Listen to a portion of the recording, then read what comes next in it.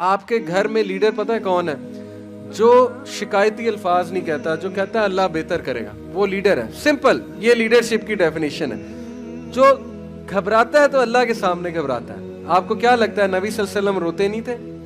اللہ کے نبی جو ہے وہ کوئی اپنی وہ شو نہیں کرتے تھے، اپنے گریف کو، اپنے غم کو بالکل کرتے تھے، لیکن لوگوں کے سامنے نہیں. وہ رات کو اللہ کے سامنے روتے تھے کہ اللہ میں ضعیف ہوں.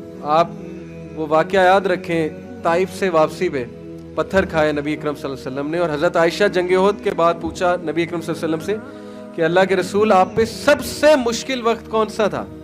سب سے مشکل وقت. کافی بات جا کے پوچھا حضرت عائشہ صدیقہ نے. تو حضرت عائشہ سوچ رہی تھی کہ جنگ احد جواب دیں گے، کیونکہ انجری ہوئی، مسلمانوں کو لاس ہوا، حضرت حمزہ شہید ہوئے.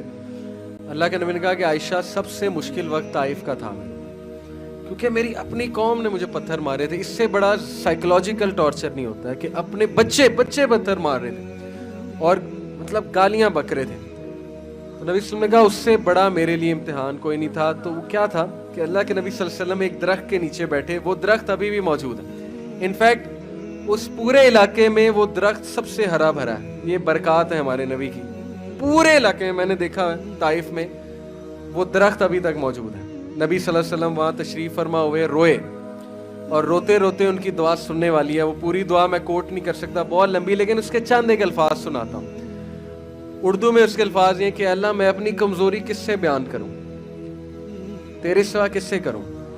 میں ان لوگوں کے آگے جو ہے وہ بے بس کر دیا ان لوگوں نے مجھے. الفاظ ہیں اس دعا کے، اور میرے دشمن مجھ پہ حاوی ہو رہے ہیں، تو اللہ میں کس سے شکایت کروں. اور پھر ساری باتیں کر کے نبی صلی اللہ علیہ وسلم بہت روئے، سارا کچھ بیان کیا اللہ کے آگے کہ میں بے بس ہو رہا ہوں، مجھے لوگ تنگ کر رہے ہیں. اینڈ میں کہا کہ اللہ جب تک تو راضی ہے تو سب ٹھیک ہے. As long as you are pleased with me then nothing else matters. یہ ان کے دعا کا آخر یہ تھا کہ اللہ جب تک تو راضی ہے تو سب ٹھیک ہے. امیجن کریں کیتھارسس کیا، اللہ کو سب سنا دیا، اسٹرینتھ پکڑی، اس کے بعد کہا کہ اللہ جب تک تو میرے پاس ہے، جب تک تو راضی ہے، سب ٹھیک ہے. یہ ہوتا ہے لیڈر.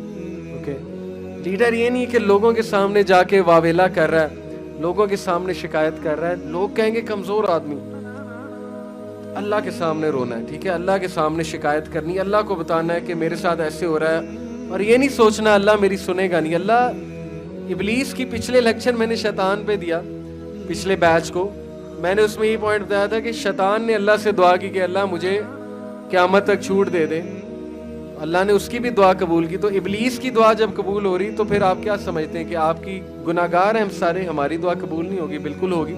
اللہ کے پاس جائیں، اللہ کو بتائیں، لیکن کمپوزڈ رہنا یہ لیڈرشپ ہے. ہمت نہیں ہارنی، ٹھیک ہے، کھڑے رہنا ہے، کمپوزر شو کرنا ہے، مینجمنٹ کرنی ہے، پینک نہیں ہونا ہے. یہ لائیں اپنے اندر. بہت سے لوگ مجھ سے اب سوال یہ کرتے ہیں کہ سر یہ پاسبل کیسے ہے؟ میں بائی نیچر انگزائٹی ہوتی ہے مجھے.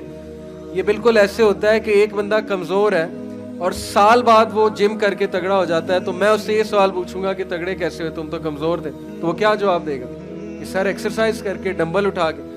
تو یہاں بھی مائنڈ کی ایکسرسائز ہے نا. کریں گے تو مائنڈ بلڈ ہوگا نا، کریں گے ہی نہیں تو پھر مائنڈ کیسے بلڈ ہوگا؟ نبی صلی اللہ علیہ وسلم نے ہمت نہیں ہاری، صحابہ کی ہمت نہیں ہارنے دی. کہا شام فتح ہوگا، فارس فتح ہوگا، کس بات پہ روتے ہو؟